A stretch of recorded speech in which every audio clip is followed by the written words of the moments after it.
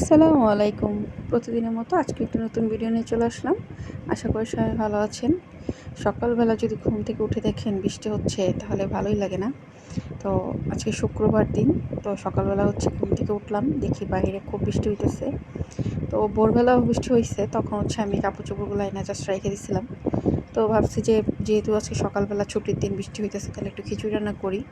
Imo যেহেতু বাসায় আছে, তো আমি এখানে ডালগুলো সিদ্ধ করতে দিছি আর জানলাটা লাগাইতেছিলাম, এই জন্য বারবার চুলাটা নড়তেছিল।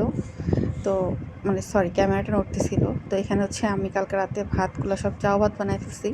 তো এই ভাতগুলোর সাথে দিয়ে দিব আর অল্প কিছু আতপ চাল দিব, যেন একটু মাখা মাখা হয়। আতপ চালের খিচুড়ি কিন্তু একটু মাখা মাখা হয়। আর এখানে একটু মুরগির মাংস আসছিল, সেগুলো আমি দিয়ে দিব। আমি দেখতেছিলাম যে কয় পিস মাংস আছে বা আলু আছে। আমার এমনি খিচুড়ি হলে সমস্যা নাই, কিন্তু এই মুহূর্তে মাংস খিচুড়ি লাগে। তো এখানে ডালটা ফোটার পরেই আমি ভাত আর চালগুলো দিয়ে দিব।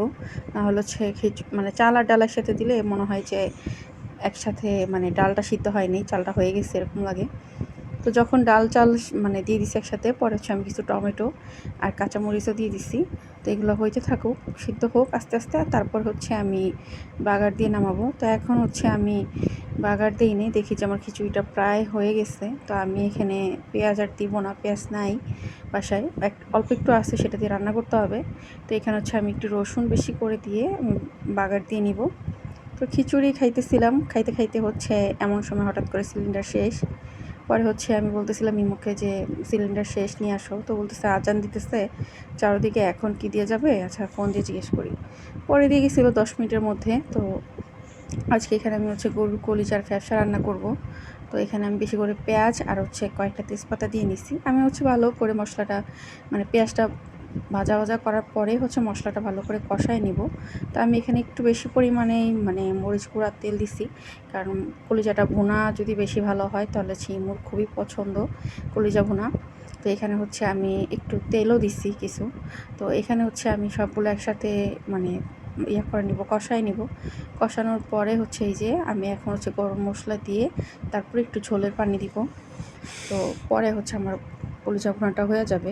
তো এখানে আমি আর পানি ইউজ করিনি, তখন যা ছিল ওইখান থেকে পানি টানি বের হয়ে তারপর ইয়া হয়েছে। তো এখন আমার কলিজা রান্না প্রায় শেষের দিকে। তো এখানে আমি কিছুটা কলিজা উঠায় রাখছি, যেন আরেকদিন খাওয়া যায়। আর এখানে আমার কলিজা বোনা হয়ে গেছে। তো দুপুরে লাঞ্চ করতে বসছি, এই যে, আর সাথে ডাল ছিল। তো ডালের গরম করে নিচ্ছি, আর কিছু করি নাই। তারপর এই যে সন্ধ্যায় বিকালবেলা একটু বাহিরে গেছিলাম হাঁটতে। তো এখান থেকে আসার সময় ঝালমুড়ি নিয়ে আসছিলাম। তো এত অল্প পরিমাণে 10 টাকার ঝালমুড়ি দেয়। তো বাসায় এসে চা খাইতে হবে, মাথা ব্যথা করতেছিল। তো এই চা বিস্কুট আর কেক নিয়ে বসছি। তো আজকে ইমো দুধ চা খাইতেছে, কারণ ও বলছে চা বিস্কুট দিয়ে চা খাবে। তো আনাজ বারবার কেকটা ধরতেছিল, ওরে আসলে বাহিরে কিছু দেওয়া হয় না ওইরকম। তো এই যে সন্ধ্যায় আর কিছু খাওয়া হয়নি, তো নাস্তা এগুলোই। তো আজকের মতো এই পর্যন্তই। সবাই ভালো থাকবেন, আল্লাহ হাফেজ।